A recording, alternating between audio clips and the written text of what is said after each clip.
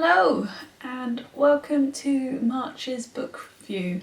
As you can see, I am still in the bedroom because those bloomin' boxes are still in front of the bookcase. Also, I'm still doing the half on Kindle, half physical book that we started last month. So we've got 4 books to cover in this video, so we'll get right on into it. Now, instead of alternating like I did last month, I just read 2 books and then 2 Kindle books, because the 2 books I read come as a set, basically. So the first book I read was P.S. I Love You by Cecelia Ahern, which I have read before. I read it when I was about 14, 15, so this is obviously a reread from when I was a teenager. And obviously I read this book because I got a sequel for Christmas, but it's been a long time since I read this one.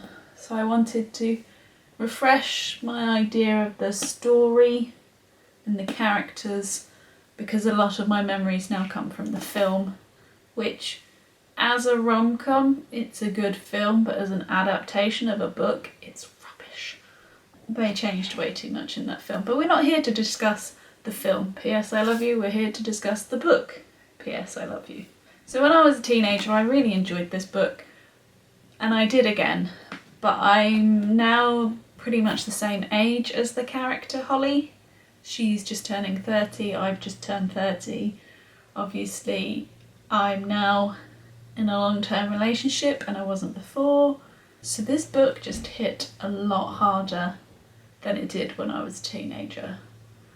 Like, I understood a lot more of the feelings and the reasons why she was doing what she was doing and why she was acting the way she was acting way more this time in reading it than I did the first time as a teenager, just because I could relate to it far more. Obviously parts of this I remember really clearly, and then parts of it was like reading a brand new book because I just couldn't remember it. But it hasn't really aged. This book was published in, with me, where's that bit gone? 2004. 2004? Is that even older than I thought it was?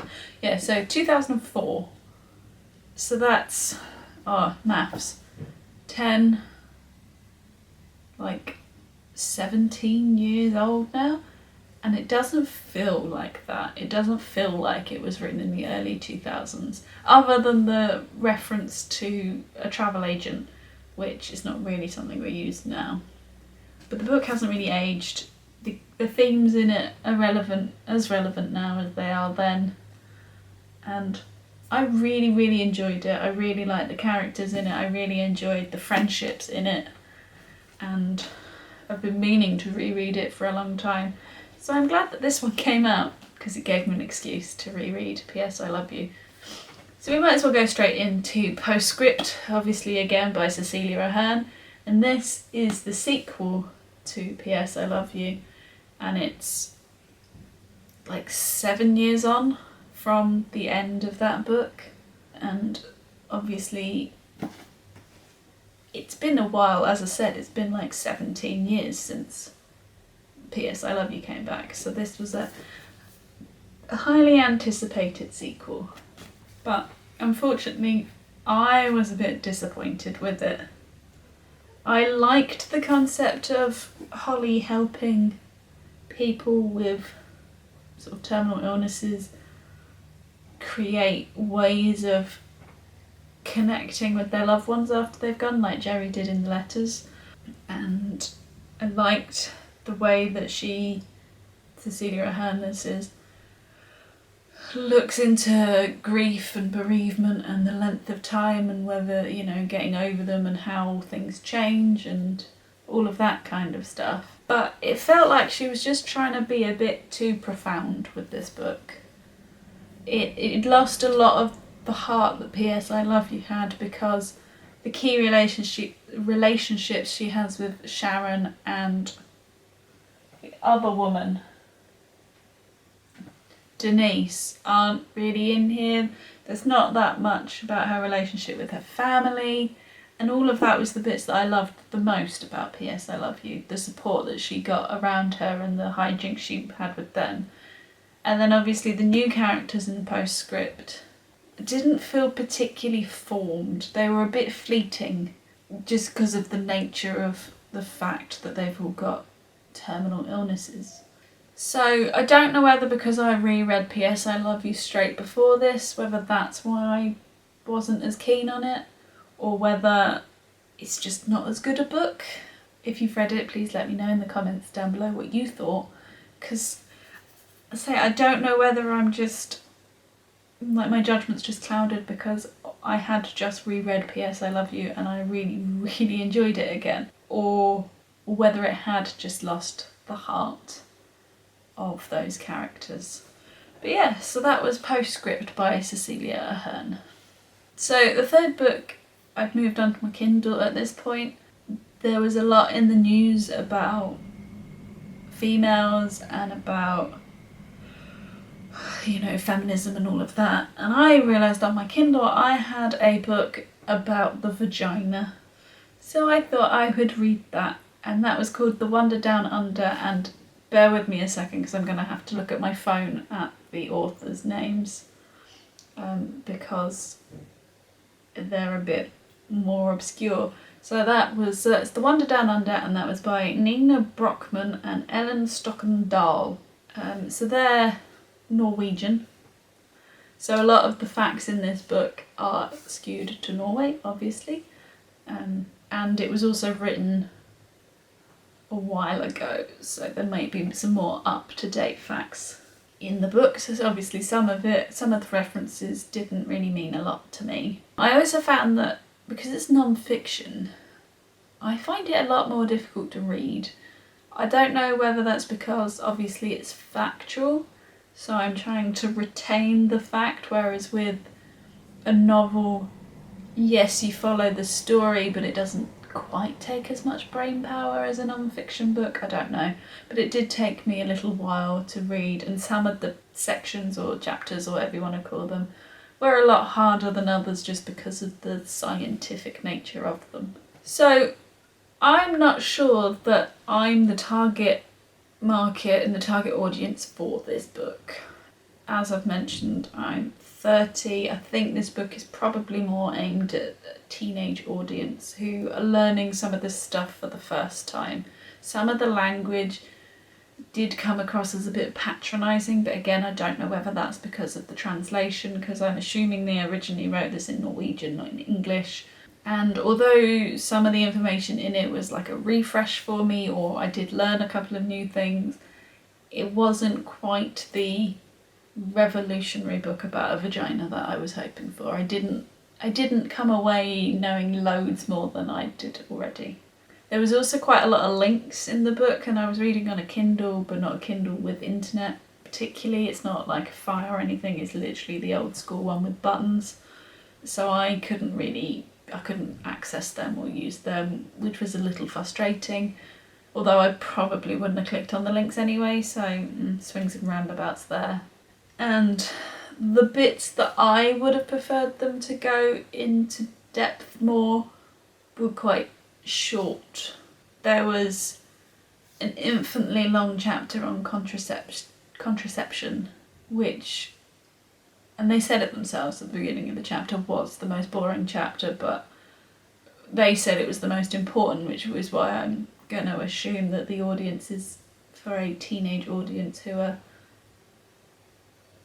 you know, new to contraception and things like that.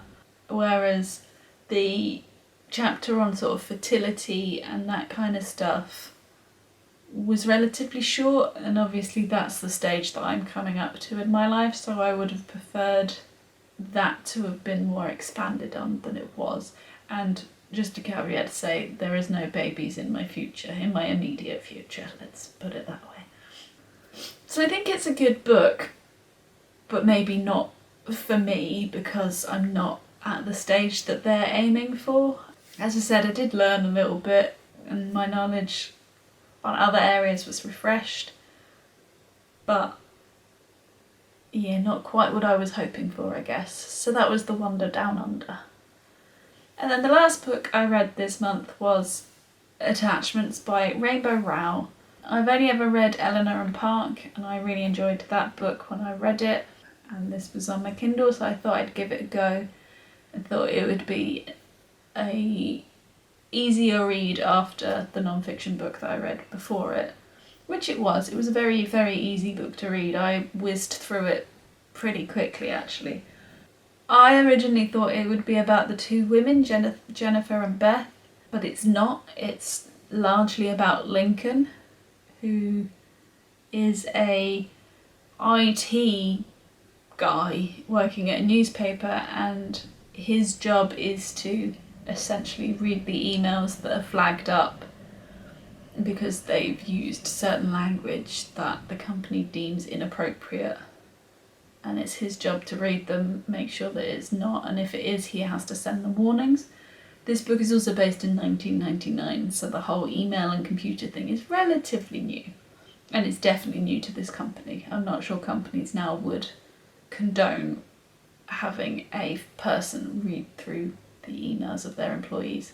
So the book essentially follows him. He often reads Jennifer and Beth's emails because they get flagged to him a lot, and by doing that he forms an attachment, and he calls it love, I'm not sure, for Beth, who is obviously one of the women. So I thought it was about the two women. It's not. That didn't really bother me, but I did think it was a bit creepy.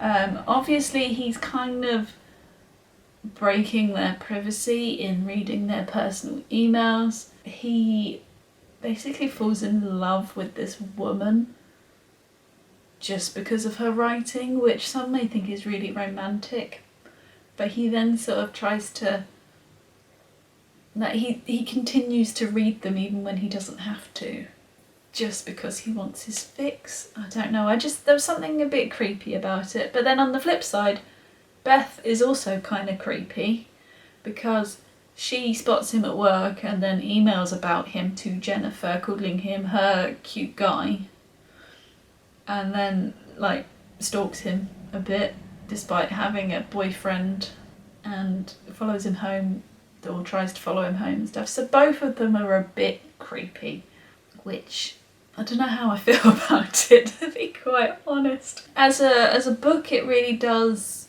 have a lot of that romantic YA kind of trope to it. I think that's the right word. It does follow a lot of the conventions of those books, despite the fact that the two characters, spoiler, I'm going to spoil it a little bit, they don't meet until the very end.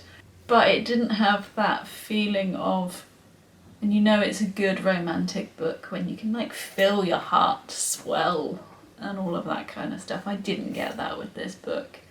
Other little niggles for me, I found it a bit difficult to distinguish between Jennifer and Beth for a little while. Like, I knew the stories, but I couldn't quite pinpoint who had what story. That's probably more down to me than the book.